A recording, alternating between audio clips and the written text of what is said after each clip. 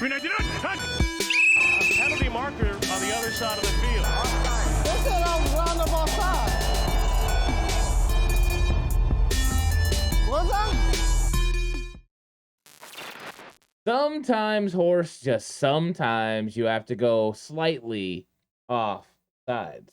Just slightly. Just Not all the way. no, just a tad, just a little bit. Skosh. All I need is a little bit. Not a lot, baby girl, just a little bit. So here we are, Horst. 49ers have made an impact in the playoffs. They defeated the Seahawks. Now they defeated the Cowboys. And, Horst, what did you think about this 49ers versus Cowboys game? Cowboys, very, very talented team. Lots of speed on defense. Talented weapons on offense. 49ers probably don't look as good as I think people expected on offense, but still get it done, 19-12.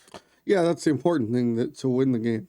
All else doesn't really matter. They don't track the rest of it. Wins are the category that matters. But yeah, I think everyone was a little bit disappointed in the offense, especially. I expected them to play a little better than that. I know I did myself. Expected them to play a little bit better than that. I thought, now, don't go crazy on me, people. I thought Purdy had some shaky moments where he didn't look his best. But he definitely made plays when it mattered. And, they ended up winning the game. He kind of had more of what the haters would call a Garoppolo type of game, where he eventually made a couple plays. Their defense kept him in it, and they won the game. And I don't mean that as an insult, but he'll probably have to play a little better this week for them to win. Defense once again held a high-powered offense that was scoring 30 points a game, 12 points. That was another great performance by and they really held him to 9 because 3 was Ray McLeod's fumble. Yeah, I think it's a necessary performance from Brock Purdy, though, because, 65.5% completion percentage. You look at his stats, he's 10 incompletions. It's nothing crazy. Still threw for over 200 yards. The no touchdowns is there, of course. The 49ers only scored 1 in the game. But I think in the grand scheme, he didn't turn over the football. And in a defensive battle, you can't turn over the football. Well, you know that when I say a Jimmy type of game, I don't mean it as an insult. Correct. I know some people do. Let's get that out there. I'm a fan of Garoppolo, so when I say he had a Garoppolo type of game, I mean they won the game. And he didn't make the mistake to cost them. Yeah, when you get into the playoffs, right, you're just finding any way you can to win. Exactly. And if style points don't matter. I don't think Brock Purdy cares if he throws for touchdowns or whatever, as long as they win. And that's one thing that the 49ers, had to do. And it was an interesting matchup because the Cowboys had so much speed on defense. Mm-hmm. I think that is a little bit different than what we're going to get from Philadelphia. And we'll get all into Philadelphia here in a bit. But I just wanted to kind of go through the Cowboys a little bit more and just get your feelings, on anything that stood out to you as far as 49ers, that maybe like a performance or a player that stood out that you're like, what, that could carry into the next game and really give the 49ers an advantage going through the playoffs. I don't know. I've come to expect it from all the guys that have good games. I thought Jimmy Ward made a really nice play on that where Hoop ended up getting the pick. Fred. He batted it up. Fred, yeah. He made a splash play. Demo had that where he jumped the comeback route. That was so nice. And I thought Demo played his best game of the last 4 or 5 weeks. Yeah. To me, at least, he did. I don't go through all the film and stuff like you, but watching it live, I thought Demo had a nice game. He did. Really, he only got beat the one over the top by CeeDee Lamb. Other than that, it was fantastic. Yeah, and I don't think the Eagles have any receivers as good as CeeDee Lamb. So you don't think A.J. Brown's as good as CeeDee Lamb? Really? I don't. Wow. I'm actually really shocked about that because I think A.J. Brown is far superior to CeeDee Lamb in almost every single category. He's a better route runner. He's better after the catch. He's stronger. He's more physical. To me, A.J. Brown is superior to CeeDee Lamb. And I think that, Devontae Smith is a better Robin than anything CeeDee Lamb had. Michael Gallup didn't even record a single I would catch. agree that I would much rather have Devontae Smith than Michael Gallup. Yeah, I think that the Cowboys' offense was a lot scarier when Amari Cooper and CeeDee Lamb were there together. Once Amari Cooper went, he was the number one. CeeDee Lamb became the number one. I think he's a solid receiver. I just don't put him up there with AJ. So we're a little bit different in opinion, but let's go ahead and start talking. You're a buffoon. Thank you. we'll go ahead and start talking 49ers versus Eagles. If you've watched other shows that were on 49ers Cutback, buffoon is just a terrible insult that went from one to the other in face-off. I believe Jay Hill was on the receiving end of the buffoonery. But 49ers versus Eagles, this is kind of something, it seems like it was inevitable. The Eagles have been fantastic the entire season, almost wire to wire. In fact, they were wire to wire, I think, leading the league in wins. Because they started like 8-9-0, something like that. Yeah, they didn't lose Maybe until even they played the Commanders. I think it was like week 8 or week 9. I think you're pretty much spot on there, Horst. Their first loss was week 10. So and that was what they became 8-1. Washington Commanders go ahead and get the victory there. But this is a very good football team. I mean, their only loss with Jalen Hurts at the helm was the Commanders. The other 2 losses, Gardner Minshew was a quarterback. One of those, he still had a great offensive output against Dallas, but against the Saints, only put up 10 points. So, I mean, we've seen Jalen Hurts play against the New York Football Giants twice in a row. I don't think that gives us a really good idea of where he is physically, but I think we're going to get a good idea in this game, when the 49ers go against the Eagles. But what stands out? What are some of the matchups? You don't have to get real in depth, but highlight the matchups that you're most interested in watching 49ers versus Eagles. Well, first of all, you can take the Giants game, throw it out the window. The Giants and the 49ers are on 2 different levels. Maybe a third level from the Giants. The Giants and the Bucks were the worst 2 teams in the playoffs. Yeah. Don't get me wrong. Dayball, however you say his name, has done a great job over there, turning them from garbage to, squeaking into the playoffs. But those are 2 different teams. They should beat them by 30 points. That's my opinion on the situation. The Eagles are a really good team, but I still don't know that they have a better team than the Niners. Yeah, I mean, they have tremendous depth. I think if you look at these 2 rosters, you see 2 teams that are the top 2 teams as far as personnel in the entire league. Yes. I mean, top to bottom, you look at defensive line depth. I mean, the Eagles go 8 deep. The 49ers, have been that far. I mean, Ridgeway getting hurt probably really did hurt them a little bit as far as depth. Mm-hmm. But offensive line, you could argue the Philadelphia Eagles are the best offensive line in the entire league, but the 49ers offensive line has performed as top 5 this year. So it's not like there's a huge gap between these units. To me, this is one of those ones where you have weapons all over the place. You have really skilled trench players. It's gonna be fantastic. And Horst, let's talk about Jalen Hurts, because he's gonna be one of the most important things. He is their quarterback, and he's gonna be one of the most important things that has to happen. And who would have thought that back in 2020 we would make some fun jokes about Jalen Hurts taking over for Carson Wentz, and he would end up being the playoff quarterback. It doesn't surprise me. Yeah, I guess we were right. But how do we keep Jalen Hurts in the pocket? I mean, obviously it's football talk. I mean, maintain your rush lane integrity. I think they need to do something similar to what they did with Tyler earlier in the year, how they'll switch who they have spying him. They'll switch it between, a linebacker, a safety. And I think the one thing the 49ers really have going for them is they have multiple guys athletically that you can spy him with, so he doesn't know who the spy is before the play. Warner, Greenlaw, both definitely athletic enough to do it.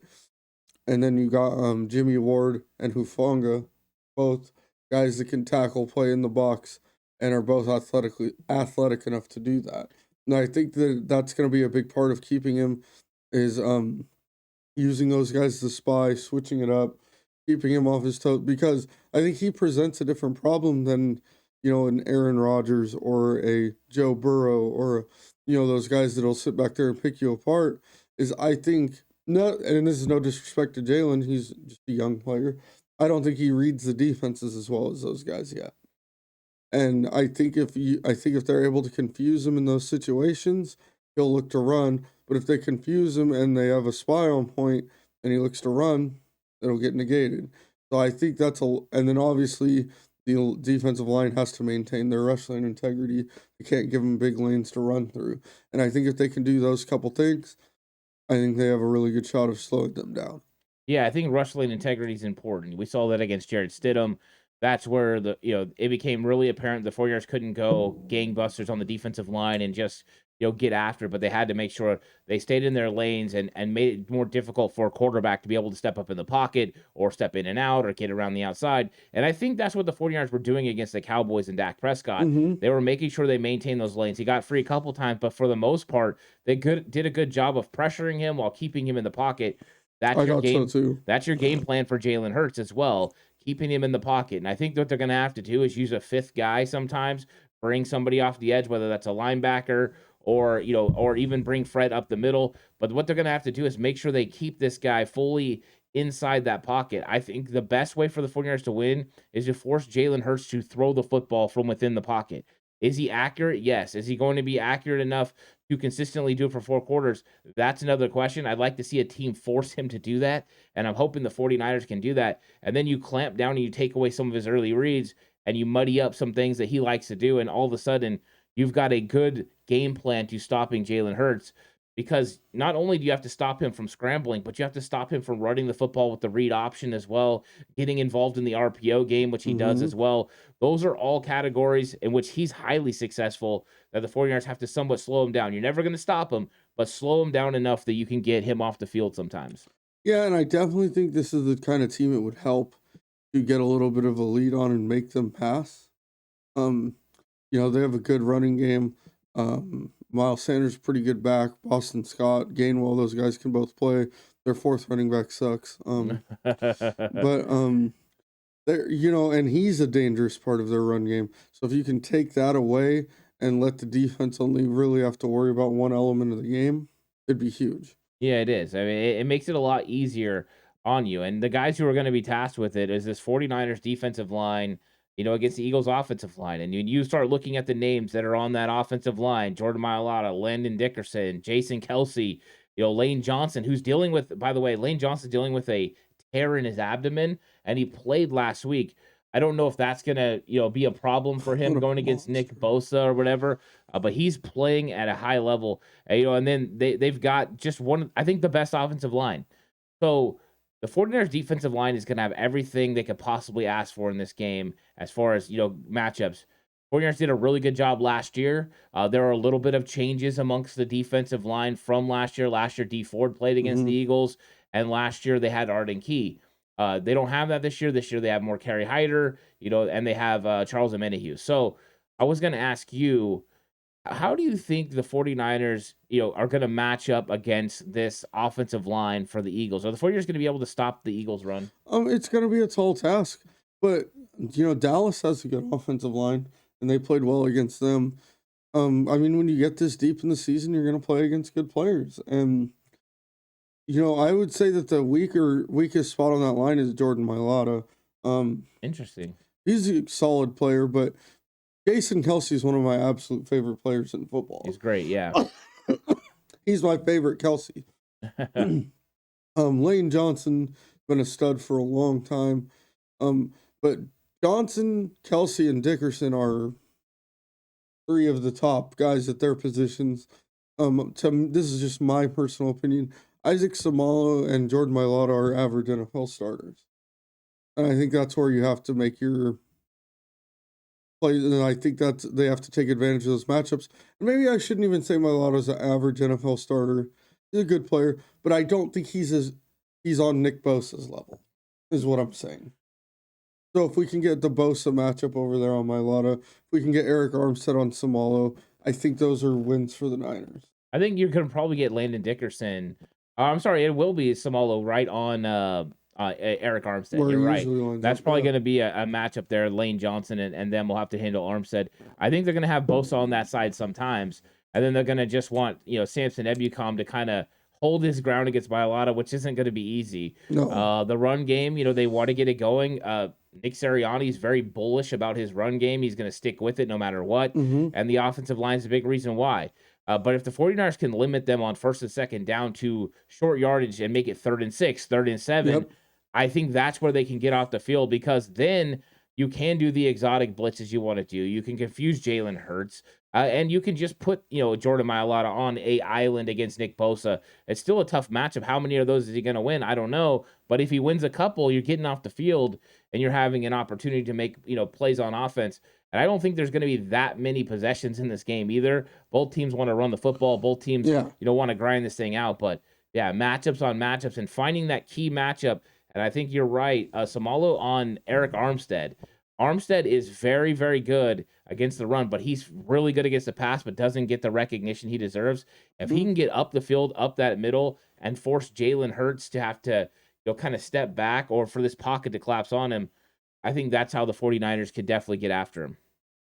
Yeah, but it's a really good matchup. It is. I mean, this is you can't pick a bad matchup. There's just so many good ones in this game.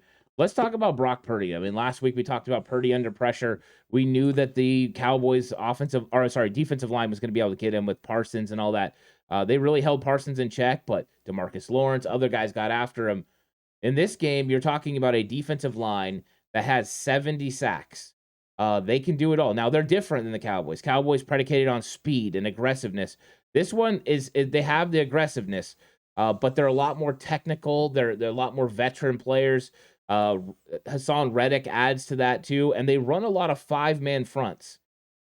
How do the 49ers negate that pressure and make it easier for Brock Purdy? See, and I actually think that their type of pass rush helps the Niners a little more than facing Dallas's, because they can get off some quick pass plays on that. Where Dallas, those guys are flying. Yeah. I mean, so I think Purdy will have a little more time to get the ball off. I'm not saying he won't be under pressure. Those Graham, Fletcher Cox, Sweat, Robert Quinn, Linval Joseph, those are all very, very good. There's Ndamukong Suh. I forgot till right now. Yeah. I mean, those are all very, very, very good football players. So, I mean, it's not, I don't mean to make it out like it's just going to be like, okay, snap, throw, easy. But I think that the quick game will work a little better against them than it did against Dallas. And I also think that their wide zone running game is a little tougher on the Eagles than it is on Dallas because they're not so athletic. Yeah, I think this is, they have TJ Edwards. He's a good linebacker. But, after that, I know people have been trying to tell me Kaiser White, but I just see him getting beat out in the open. My worry is Javon Hargrave. I went back and watched the game last year, and Hargrave was an absolute wrecker against Alex Mack and against Daniel Brunskill. Yeah, he's a stud, man. I mean, he blew up the first run from scrimmage. I mean, he just blew up Alex Mack and made the tackle in the backfield. You can't let that happen. Now, is this offense extremely different than it was last year? Yes. Talent's different. Playmakers are different. I mean, running back at that time, was Elijah Mitchell, but he was a rookie running back in his second game. Yeah. It's just a different matchup. I think there are areas to attack the Philadelphia defense, and I think part of it is when Reddick becomes an edge player in that 5-man front. Mm-hmm. If you can get a kick there and get up underneath that, you're going to have opportunities because they will only have 2 linebackers when they're in that 50 set. That's an opportunity to run the football. And then I also think you have the opportunity when they bring in Robert Quinn to run the football too. So are they beast inside with Hargrave, Cox, and Jordan Davis, who might as well have his own zip code? That boy's huge. I think that, yes, they're going to be tough to run in the interior, but part of the way you do that is get on the edge, which they've done very consistently all year, and run screens. And against them in week 2 last year, they screened them to death. Screen to Juice, screen to Kittle, screen to Elijah Mitchell, whatever they could do. I think that has to be a part of the game plan. And I think another thing and I don't mean to talk ill on him because he's a Hall of Fame player to me. Fletcher Cox is not quite Fletcher Cox anymore. Yeah. He's a step slower. And to me, Hargrave is the better player at this point in their careers. Hargrave is a monster. I mean, the dude had 11 sacks from interior defensive line. They had 4 guys with double-digit sacks. Sounds like my Tuesday. Yeah. No, they're a problem. They're a problem. Brandon Graham's not that great against the run either, though. No, I mean, he's good. I think there are opportunities. I think when you're looking at the 49ers offensive line, and that's where we're gonna flip it a little bit, is we're gonna go 49ers O-line versus Eagles D-line. You got some matchups that you like. I think Mike McGlinchey against Hassan Reddick in the run game. Or Josh Sweat. And Trent Williams, too, against either one of those guys in the run game, I think is a good situation for the 49ers. So when you're looking for ways to beat this defense, I think that's number one. Mm-hmm. Those edge defenders against 49ers tackles advantage 49ers. I think the problem is, how is Aaron Banks, Spencer Burford, and Jake Brendel going to handle it? Because Brendel in their 50 is going to have a dude head up right on him. and he's not built on power. And if they put Jordan Davis over him or Hargraves over him, I'm a little concerned about that. Yeah, I definitely agree with you on that. I think those are both horrible matchups for him. Jordan Davis more in the run game, but yeah, and I think we've both kind of said it all year. Brendel's outperformed what we thought, but Brendel is definitely the weak link of their own line. And, if I'm the Eagles, that's who I'm looking to take advantage of. Yeah, I think the one thing you got going for you is you run a zone scheme. Yes, so that Brendel's helps him a not little going to be blocking the guy head up normally. So he's going to be able to get off and go to another area, block a linebacker, do what he needs to do. So I think that's going to be just fine. The way that they operate and handle, this, but I think in passing situations, I'm worried about somebody lining up head up on him, and they want to do that because that's exactly where they want Reddick. They want Reddick, their number one sack guy, coming from the edge with Josh Sweat on the other side. It's pretty dynamic, and the 49ers are going to have to figure out ways to negate that and put their 49ers O-line in some advantages. So Kyle has to figure out what the advantages are, like we talked about the tackles, and if he can find any more, whether that's pulling and using their athletic ability, whatever that is. Yeah, I definitely agree with you. Head up to some of those, especially in the pass game, are bad match.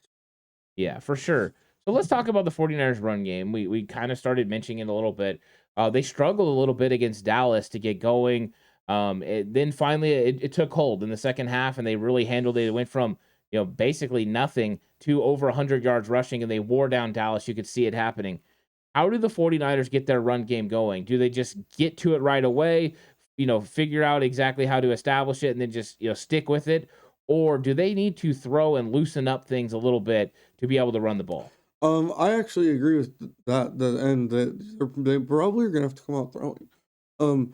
But one thing this is just my opinion, that Dallas did really well because they're so fast, was they were better at stopping the zone run scheme because of their speed. I think, and then to me, they had more success towards the end when they started running straight forward. I don't know if you would agree with that, but Yeah, I mean, they did run straight forward against Dallas. I mean, that's what I was saying is yeah. against Dallas, they had more success running right at them. Right. Or I think the Eagles are going to be an opposite situation. I think the Eagles are going to be a really difficult team to run straight forward at. When you hit the wide zones, the sweeps, I think that's going to be their chances to make lanes and make big plays in the run game. Then obviously that opens up the more straightforward or pin and pull type run action, power O's and whatever you want to call them, blasts. But their run game against them, I think, would be helped a lot if they can hit a couple nice passes at the beginning and loosen the linebackers up. Maybe get them out of that 5-man front. Yeah, I mean, the 5-man front does leave them susceptible to the pass game. You think? Because number one, you have two linebackers, but you have that big window, that huge gap, between the hash mark and the middle of the field, where you can presumably win, slants and things like that. If you keep them in a base personnel group and they're in their 4-3 or whatever, and Hassan Reddick is at the line, George Kittle one-on-one with a nickel corner. A safety in the slot. That's a win. And I mean, you could drop back, get rid of the ball really quickly, and let him, Debo, whoever create, because there's that natural void. Yep. To me, that's where the 49ers have to attack. And I think the run game doesn't have to get going early. The fear of the run game has to be there. So the 49ers can run. Good way to put so the 49ers can run play action. I think once they do that, then everything settles, and then you can turn to the run game and really get it going. I would love if they could get it going from play one. I just don't know if that can happen because of how the Eagles are probably going to play the 49ers. Yeah. So let's talk about one thing I think both teams are going to do. 8 in the box. We'll start with the Eagles because we've been talking about the 49ers offense, and then we'll flip it to the other side. But the 49ers, on offense, when they see 8 in the box with Jimmy Garoppolo, they would still try to run the football. We've seen a more willingness for Brock Purdy and Kyle Shanahan to throw the football in those sets. I have the opinion that unless you have them completely outmanned on one side of the football, you need to check to a pass play on those if you're Brock Purdy and throw. What are your thoughts? And can the 49ers take advantage of 8-man boxes if Seattle wants to walk Gardner Johnson or they want to walk, Reed Blankenship into the box and give them an 8-man look? I think they have to. I think that's a key to the game, is that when they're doing that, when they have everyone up, those 5-man fronts, then bring usually Gardner Johnson Yeah. up, they have to win on the pass game. in those situations more often than they lose. And that'll keep those guys back and it'll open up the run game. But I definitely think that gives the Niners an advantage. I understand why the Eagles do it. They're daring you to beat their guys one-on-one, and they have good players. But the Niners have good players too. So they have to win some of those one-on-one matchups. Yeah, one thing I've been saying all week is you have to take what the defense gives you. So Brock Purdy's got to use his intelligence, use his understanding of Kyle Shanahan's offense. He's got to can plays that he needs to can.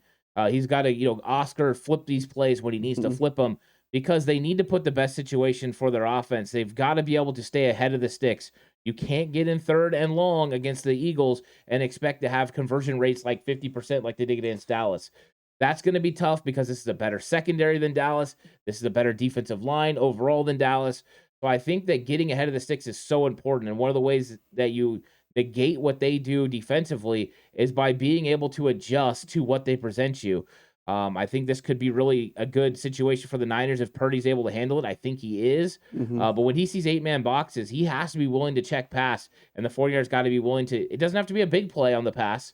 You hit that hot read, get it out there, get 4 or 5 yards, get it to Debo at the line of scrimmage and let him get 5. Those are so important for this game. Yeah, I definitely agree. And it's, if you watch the Giants game, they kind of dominated them with that look, almost a 5-3 look with Reddick up front and Gardner Johnson or sometimes Blankenship almost as a third linebacker. But if you go look, the Giants don't have the skill position guys the Niners do. I mean, they have Hodgins. I was actually Richie James. Running back. Saquon Barkley. Sorry, I was naming all the big-time stars for the New York Football Giants. That's what I'm saying. So you're talking about a guy that couldn't make the Niners team in Richie James. Yeah. As one starting receiver and Isaiah Hodgins is the other. I don't even know who the heck their tight end is. Yeah, you got me. I mean, it ain't Ingram no more. He's up there killing it in Jacksonville. Or down there. Yeah, down there, up there. It just depends. Over there. Yeah. But yeah, so I think it's just a totally different matchup. Yeah, you're right. So let's flip the script and let's go to the 49ers defense, because when you have a read option type quarterback like Jalen Hurts, one of the easiest ways to somewhat negate what he can do is bring that safety into the box. Because by doing that, you can allow your defensive end to go ahead and crash down the line of scrimmage and try to take away the zone run game while still having a safety or linebacker on the outside. Example, Seattle, Geno Smith runs to the outside, Tashawn Gibson makes the tackle in the backfield. But what that does is open you up, just like we're talking about the other way, to things happening in the RPO game or whatever, where you can throw the ball down the field. How do you manage stopping their run game with 8 in the box while protecting yourself on the back end, where you're going to end up getting inevitable one-on-one situations, Devontae Smith and Deommodore Lenoir, A.J. Brown, and Charvarius Ward? Well, it's kind of the same thing I said with the offense. In this stage of the season, you have to win one-on-one battles. Your main players have to outplay their main players. Mooney Ward on A.J. Brown, that's a tough matchup. Mooney Ward's got to win more often than he loses. Demo on Devontae or Quez Watkins, got to win. Yeah. Because you're right. I think they do have to run a lot of 8-man box to stop that run game, at least at the start. Yeah, and that's what they did last year. You know what I mean? They brought Jaquiski Tartt or Jimmy Ward into the box to help give them that 8-man look and make it more difficult for Jalen Hurts. It disguised some things, and Hurts has a better understanding of the offense now. He's definitely more comfortable in Nick Sirianni's scheme.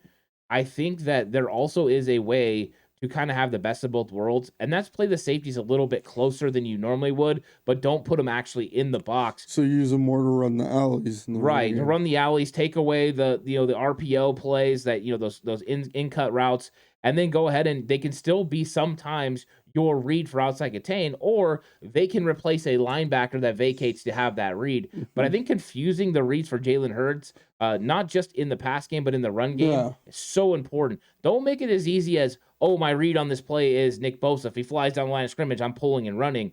Make it so Bosa crashes, and then he looks and, oh, shoot, Dre Greenlaw's coming right at me. Yeah. Make those, and then when you have an opportunity to hit him, make it hurt. Make it legal, but make it hurt. Make him not want to run the football anymore. Yeah, I think they're definitely right, and that kind of goes into what I was saying about the spies. Oh, yeah, big time. Is confusing his reads. Yeah, I the thing with Spy, right, is he's sitting there and he's waiting for Jalen Hurts. I like a design defense where somebody's accounting for different areas and gaps and not so much a spy, only because if I have a spy accounting for Jalen Hurts, I don't have that player in coverage. And most of the time, it's going to be Fred Warner, and I want Fred Warner taking away Dallas Goedert. I want Fred Warner, taking away Miles Sanders out of the backfield or Kenny Gainwell. So I think that spy sometimes can hurt you. I think it is great at times to have it. 3rd and 12 or whatever, you're playing coverage. Yeah, go ahead and spy him with Fred Warner or Drake Greenlaw and allow them to run after him. I think those are good situations, but to me, a lot of times spy can put you in a negative situation because then you have somebody accounting for the quarterback when you maybe didn't have to account for him.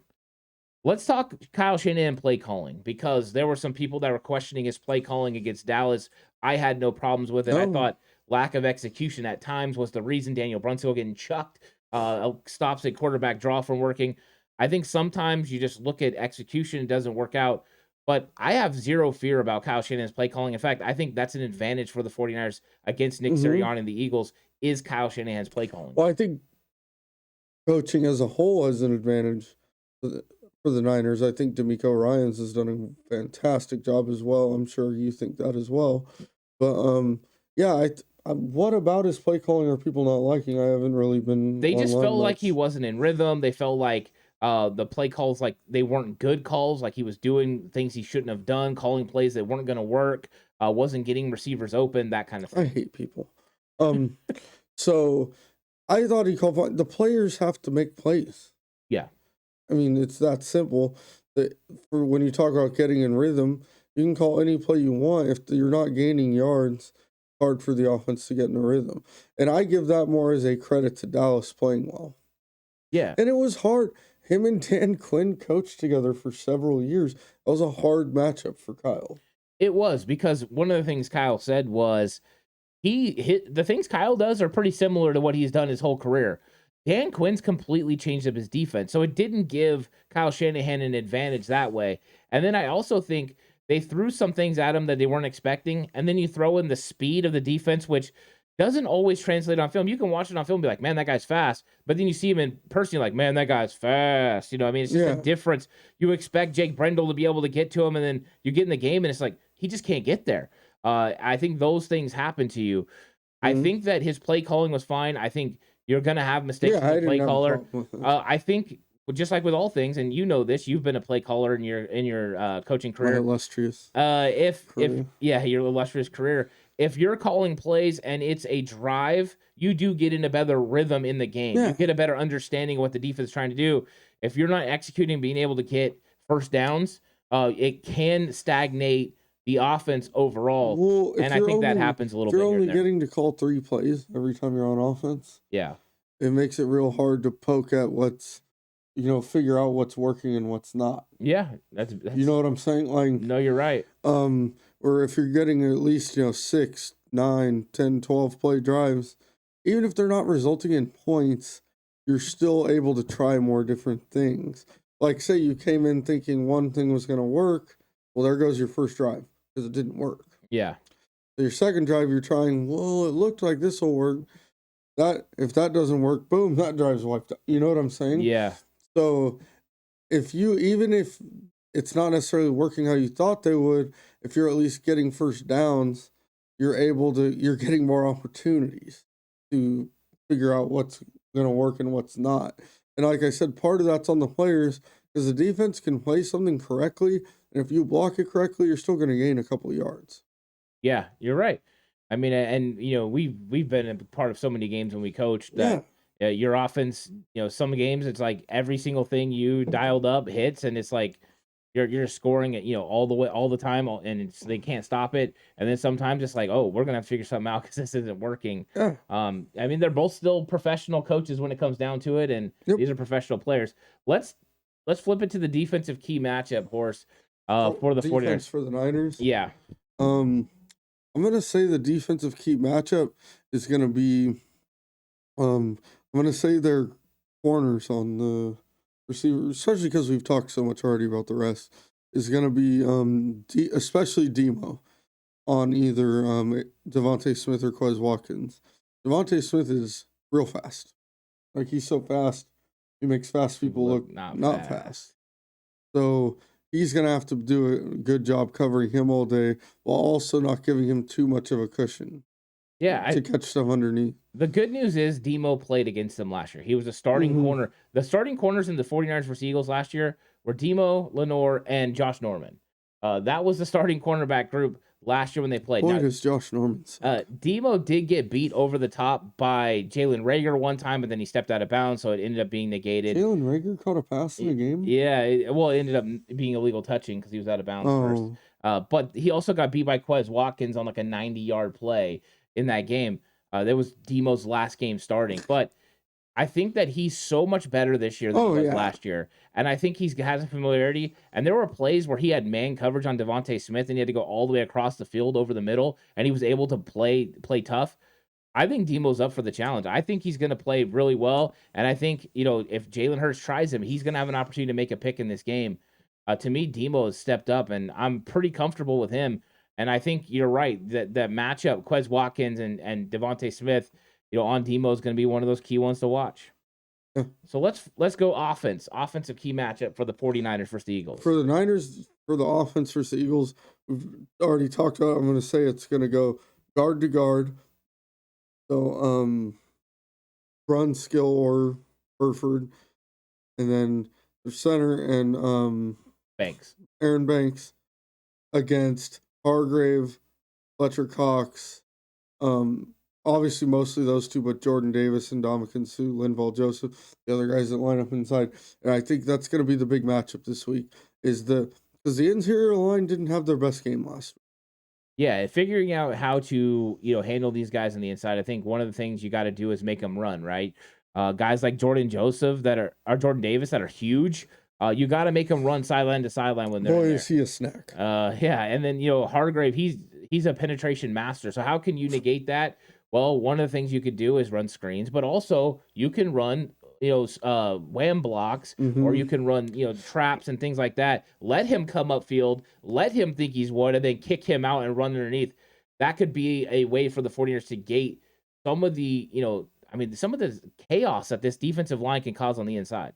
Yeah, and I really think that's the key to winning, is getting those blocks. I think you are on to something there, Horse. And let's get a wow, that's really bold prediction.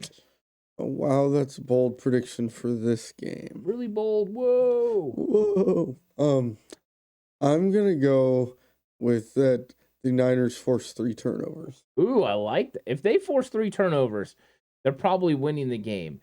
These two teams are some of the best at turnover differential. 49ers plus 16, Eagles plus 9.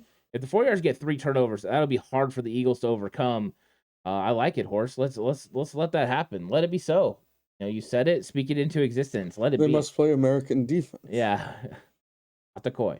So let's get a game score prediction. 49ers versus Eagles. Who you got? I'm going to go with Eagles 20, 49ers 24. Oh, I like that. Well played. I thought you were going to pull a Jay Hill. No. Also 24-29ers. 24-29ers. I like that score. I'm going to end up giving my score prediction on the game preview show that's coming out live on Saturday. What if I'm not there? Huh? What if I'm not there? You could always tune in and watch, just like everyone else said. Watch this 49ers cutback. Can you whisper it in my ear? No, I cannot. I will not tell you the score. You can wait like everyone else, Horse. You have no problems whispering in my ear other days. Yeah. Yeah, no. We're not going yin-yang twins on this. So, that's a good score prediction. I think it is going to be a tight game. It's going to be a close one. Horse just broke. But, Horse, you know what time it is? It's everyone's favorite segment, horsting around. What is your horsting around this week? I'm going to go with everyone getting on. It's kind of it's funny because one of my good friends at work, I know outside of work too, is a Cowboys fan, but he's not the annoying type you're thinking of. Right. And we were talking about it at work is, how the fans are, McCarthy's got to go. And or he went 14-3 and won a playoff game.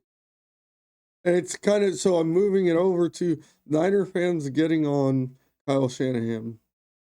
They're already, like you said, getting on him for they're not scoring enough points in a playoff win, which is insane to me. But say they do drop this game. When you get to these situations, The other teams are good too. Yeah. You can lose these games. It's not the goal. Like, I don't want them to, but I think it's crazy to me when people get on these NFL coaches for losing a game to a team that's just as good or better than them and wanting them gone. And the Niner fans jumping on Shanahan for his play calling is shocking to me, because go back, what is it now, 5-6 years? He came in 2017. So go back to before that. Does anyone remember how bad they were for about a 4-year run? Well, it was Jim Thomasula, Chip Kelly. Those were some bleak years. Just garbage. And he comes in. This is their third time in the NFC Championship game in 6 years. And it's the third time in the last 4 too. Yeah. 2019. And to be honest, those first couple of years, their roster wasn't there. The roster definitely 2017, 2018. I think they had a shot at the playoffs. But Jimmy goes down early. Yeah. But other than that, I mean, you're right. And 2020, the injuries ravaged them. But 3 out of 4 NFC Championship games. That's what I'm saying. It's funny because this whole thought led me to, if you remember, when the Eagles fans wanted Andy Reid gone. Yeah. Because he couldn't win the big one. Look at him in Kansas City. Yeah. I just don't understand people getting on coaches that are winning games. The expectation is, and especially the 49ers, this is their 17th NFC Championship game. It's the number 1 in the NFL. They're ridiculously good as a franchise, and I think that's why the expectations are so high. A lot of times for a lot of fans, it's Super Bowl or bust. We know one like that. He expects greatness. Yeah, you got to expect greatness at all times, Horst. But I love the horsing around. And you know what? This is going to be a great game, Horst. This is going to be a fun one. I really enjoyed this episode. And in good news for everyone watching, I get to leave work at 10:30. Oh, so you get to watch the game. Yes. Awesome. So Horst gets to work. It gets worked out. He's going to be watching the NFC Championship game. I think that should make everyone else feel better. Because a little known fact, Horst actually watched the second half of the game with me. It's no coincidence that Horst shows up and the 49ers run game kicks into high gear. So there you go. Maybe I'm the run game coordinator. Maybe Horst is our good luck guy. We'll have to figure that out. Yeah, we'll have to figure that out. All right, everyone. Thank you for watching Slightly Offsides. I hope you all enjoyed it. If you did, give the video a like. Hop over and give us a subscription if you haven't. Hop. Yeah. All that good stuff. But thanks for watching. What about just walk? Now we're starting to go to that area, aren't we? We're starting to get to that area, but I'm not going to let it happen. We're going to catch you guys all on the next one. Have a good one. Go Niners.